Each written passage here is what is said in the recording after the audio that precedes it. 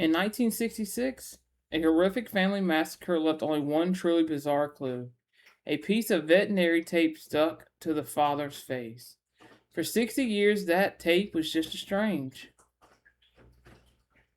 haunting detail in a brutal, cold case, but now it could be the very thing that finally brings the killer to justice. The story of the Bricca family is one of the lost innocents, a shattered community, and a mystery that has haunted Cincinnati for decades, and it might all get solved by a single piece of evidence that's been waiting for science to catch up. Jerry Bricca was a 28-year-old chemical engineer. His wife Linda was 23, and their daughter Debbie was a bright, precious 4-year-old. They had recently moved to the quiet suburb of Green Township, a place where neighbors felt so safe they often left their doors unlocked.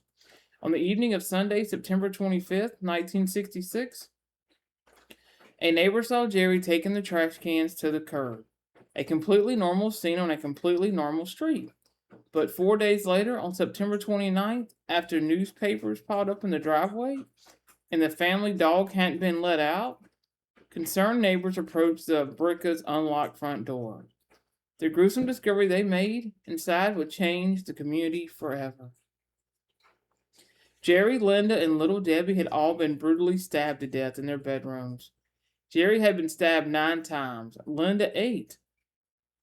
The wounds on 4-year-old Debbie were tragically deep. The sheer brutality of the act was shocking. Investigators swarmed the case, questioning over 300 people and conducting around 400 interviews. They looked into every possibility: a robbery gone wrong, a conflict from Jerry's work at Monsanto, or perhaps a crime of passion.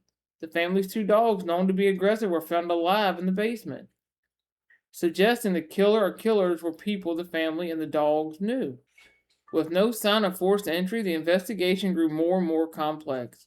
But one clue stood out: the strange piece of white adhesive tape found on Jerry Bricca's face. It was identified as a type specifically used in veterinary offices. That single detail led investigators to a local veterinarian, Dr. Fred Linger. The connection was chilling. Linda Bricca had worked for Fred for just 3 days in the week before she was murdered. When questioned, Fred was uncooperative and quickly hired a lawyer, refusing to speak with police any further. He became a significant person of interest in the public eye, but with no direct evidence to charge him. The case stalled. The tape was filed away, a bizarre footnote in a case that was rapidly going cold. For decades, the case remained frozen. The file was reviewed several times, but no new leads emerged. But as the years turned into decades, forensic science was making incredible leaps.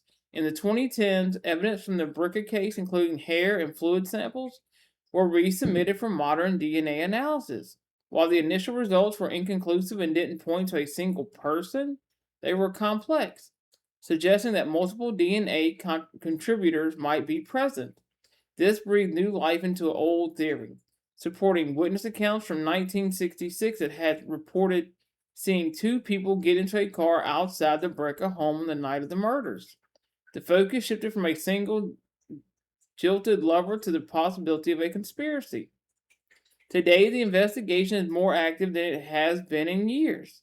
Hamilton County Prosecutor Joe DeTiers has committed to retesting every piece of evidence, and the FBI is now involved, leading its advanced laboratory capabilities to search the DNA. The focus is on finding a microscopic trace, a skin cell, a drop of sweat, anything that could create a genetic profile of the killers. Fred, the veterinarian, died by taking his own life in 2004, taking any secrets he might have had to the grave. But if his DNA was left at the scene, or if the DNA of an unknown accomplice can finally be identified, it could provide the answers that have been sought for over 60 years. The slaughter of the Bricca family was a crime that stole a city's sense of safety, a senseless act of violence that has left a permanent scar. For Jerry, Linda, and especially for 4-year-old little Debbie, justice has been a long time coming. Now all hope rests on modern science, ability to make old evidence finally speak. The question is no longer just who could have done this, But after 60 years of silence, will the truth finally be heard?